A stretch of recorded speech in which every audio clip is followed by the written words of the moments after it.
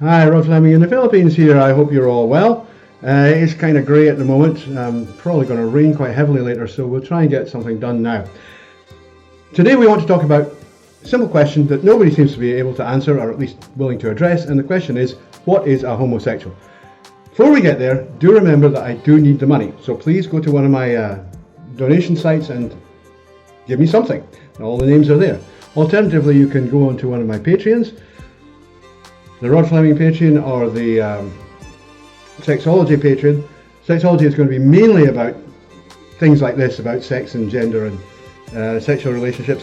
And the Rod Fleming one will concentrate mainly on fun things like Ladyboys. And to get on with the point, what is a homosexual? Now, everybody knew what a homosexual was, and it was quite clear until about 1969. And then things really went pear-shaped. Prior to that point, everybody knew that what a homosexual was an unmasculine male, when we're talking about males here, an unmasculine male who wanted to be submissive in sex with a masculine male. He wanted to play the woman to a man. He was not interested in messing about with gender binaries. He considered himself to be part of the gender binary, just that he was a woman. He wanted to be a woman. He wanted to be penetrated by a big, strong, powerful man. Simple as that. There was no real confusion in anybody's mind about what one of these people was, and until 1969, I say. And generally speaking, homosexuals would have dressed in a very, very feminine manner, if not actually as women. You know, the distinction between a homosexual and a homosexual transsexual is non-existent. They're the same thing. It's just that one appears more feminine than the other. That's all it is. There is no real difference. There's no sort of separate category of gay male transitioner, as some people have tried to suggest. That doesn't exist. A homosexual male who transitions is a transsexual. That's it. There's no complication here at all. So the word homosexual, which was invented actually in the 1850s, originally meant this thing, the effeminate male, if you like. And it's very interesting that Karl Heinrich Ulrichs, who was one of the very first writers on homosexuality, he actually used the term Urnings, but it meant the same thing. He was extremely effeminate. He dressed in a very feminine manner. He was a very feminine man.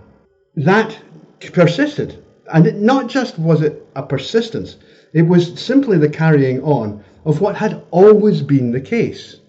Right?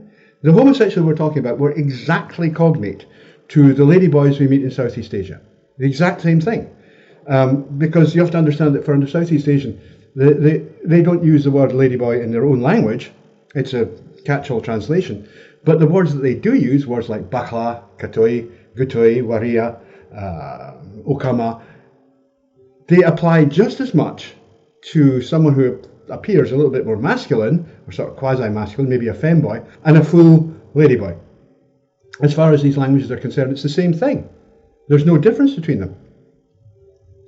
And homosexuality, prior to 1969, was basically seen in the same way. You know, you could be a girl if you wanted. That wasn't a problem because you were already homosexual. You couldn't be a man, so why not be a woman? That all got totally screwed up in 1969 by the so-called gay liberation thing, which was a complete nonsense. However, let's go back to the provenance. These terms, the first time we can find these terms were in the ancient cultures, the first literate cultures like the Hindu culture, cultures like the Sumerian culture, where they did specifically talk about feminine males who had sex with men, and that is submissive sex with men, right? And this carries on right through Akkadia, Assyria, right through everything. It's always been there. They were in Greece, they were in Rome. In Rome they were called catamites, and in many ways that's the most accurate, because it was used until quite recently. That's really what homosexuals are. So homosexual males are, they're catamites. The term catamite actually comes from Ganymede, and Ganymede was a young, beautiful, sexually seductive boy whom the god Zeus, otherwise known as Jupiter, had kidnapped to be his lover, his sexual lover. Do you possibly imagine that Zeus was gay because he was busy banging a boy? Don't be so damn stupid. The recipient is the homosexual. The person who penetrates him, he's not homosexual because he's penetrating. I mean, yes, I know that the new gay man in the West has made a great big thing out of this idea of switching. And that, by the way, is why monkeypox is now spreading like wildfire through the homosexual population in North America is because they keep swapping roles and spreading diseases. That's how HIV got so heavily spread, by this behaviour, this swapping behaviour. If they behaved normally and one was the girl and one was the boy, then that would not happen, because they wouldn't be having this promiscuous interchange. In these situations of people contracting diseases in coitus, it's always the recipient who's at risk, not the penetrator, right? So if you're only ever a penetrator, you're basically at no risk at all, a tiny risk, even of things like HIV, the risk is incredibly small.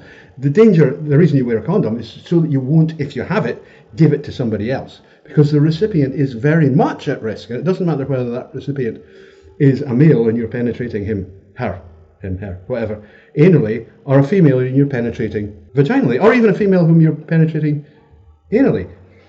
It's the recipient, the one who gets penetrated, who's most likely to be infected. And so that's why you're seeing this rash of monkeypox at the moment, is because the gays just won't stop doing what they do in the West, whereas in other cultures they don't behave like that. Switching is not something that's a big deal in other cultures. Gays in here seek masculine men to penetrate them. Okay, that's what they want. They don't want to be in bed with each other. They want a big hairy man nailing them to the bed. And they will stay with that man. They're not promiscuous. They will always try to form long-term stable relationships with the guy so that it persists, so that it becomes, a permanent arrangement, or as permanent as these things ever are. So that's what the homosexual is. It's an unmasculine male who wishes to play the feminine role in every way, or the female role in every way, in relation to a masculine man. And you find the same amongst lesbians. Homosexual women are basically, they tend to look like guys, and they want Susie Cream Cheese, and they will be very protective of her. They will take care of her, look after her, take care of her, play the male role. In males, they always tend to be very feminine. And one of the things that's very interesting is that you will know, or you will see the signs, if you're observant, of this developing in a child from around about 13 months. That's 2.5 years. Children who are persistently and over a long term habitually display cross-gender identification, that is, they like to wear their hair in a girl style if they're boys, they like to play with girly toys, they associate socially with the girls, they don't like to play with the boys, they don't like rough and tumble, and a whole bunch of other things, and when they reach puberty they develop an absolute fascination for penises. But unlike all boys are fascinated by penises, they're fascinated by their own. These boys are fascinated by other males' penises, particularly older men's cocks. And this is, over 90% of boys like this will be either homosexual or transsexual. And in fact, what conditions that is the climate they grow up in. If they grow up in a climate where male femininity is tolerated or even supported, which it is in some countries, then they'll be girls. If it's like the resolutely and horrifically transphobic West, then they're going to be coerced into being boys, to being males, and then all of the nasty stuff that's associated with the gay male lifestyle is just going to hit them. The promiscuity, the drug abuse, the emotional abuse, the sex abuse, the violence, everything is going to be landed on their plate, because that's what that culture is like. And that's why you don't want your son ever to end up in it. It's far better that he's a girl, marries a nice guy. End of story. Okay, they can adopt. So what a homosexual is if it's male, if we're talking about a male, a homosexual is a feminine male, and a homosexual woman is a masculine woman, who is also, in the first case, sexually female. She wants to be penetrated by men. She's really fascinated by that. She absolutely will not penetrate a woman. She just won't do it. And the opposite is true in lesbians. I know that the new gay man has tried to tell you so much nonsense, and they've tried to feed off Kinsey and say, oh no, it's just about how you have sex, and obviously if two males are in bed having sex, they're both homosexual. That's nonsense. Only one of them is, or only one of them necessarily is. The recipient is homosexual, yes, but the one who's banging him is just a guy banging a person. If you're going to look at prison sex, which is a kind of situational homosexuality, So it's an acquired form, it's not an innate form. Weaker males offer themselves to dominant males sexually, right? I will suck your cock. You have to protect me, right? There's 60 other men in this block, and they all want me. But if I associate with this one here, then he will protect me from them. And that's actually what happens. They trade protection for sexual favor. But they don't swap or anything. They don't switch. They're not screwing the big guy. And the big guy is definitely not homosexual. He's just a big guy who wants some sex. And well, there you go. You're quite cute. Suck.